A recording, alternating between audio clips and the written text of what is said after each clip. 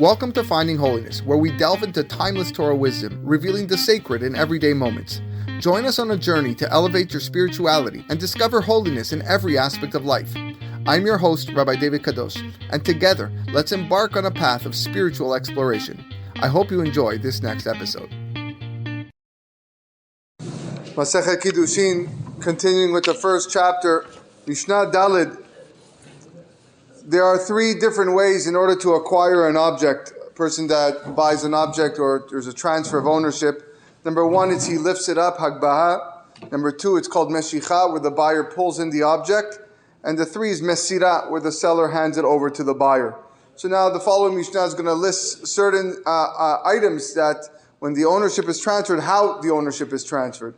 Be'ema gasa niknet b'mesira. A large animal is acquired by handing it over. The seller hands over the reins to the buyer, and that's handing over. That's how he acquires the animal.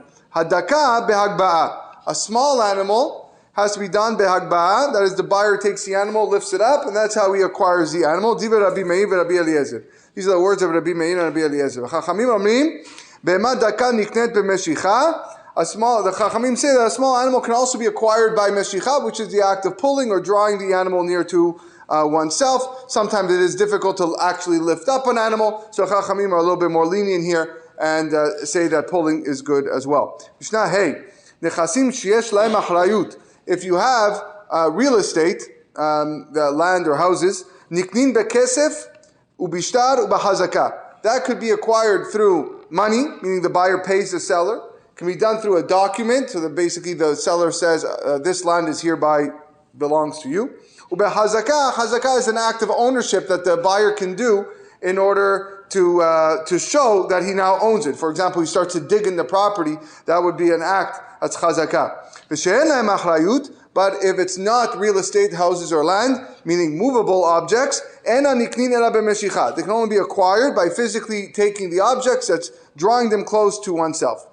Nechasim she'en lahem achrayut niknin im nechasim sheyesh lahem achrayut.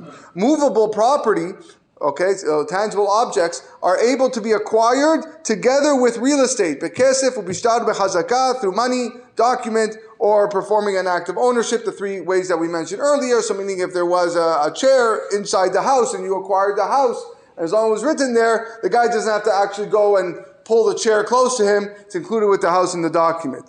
And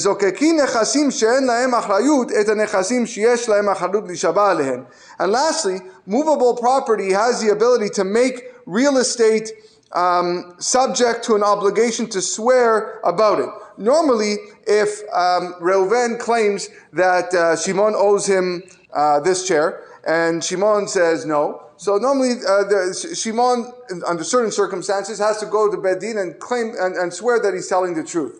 That's normally what happens. But if Reuven claims that Shimon owed him real estate and Shimon denies it, Shimon never has to swear. But there are certain situations where he would have to swear for both. And that's a situation where the chair was in the real estate. So if Reuven says, you owe me the chair, and Shimon says, no, you don't know. I don't owe you the chair, and he denies it outright. And for whatever reason, according to Halakha, Shimon has to go and swear that he doesn't owe Reuven the chair. Being that the chair is in the property, Shimon will also have to swear that he owns that property, and it doesn't belong to anybody else.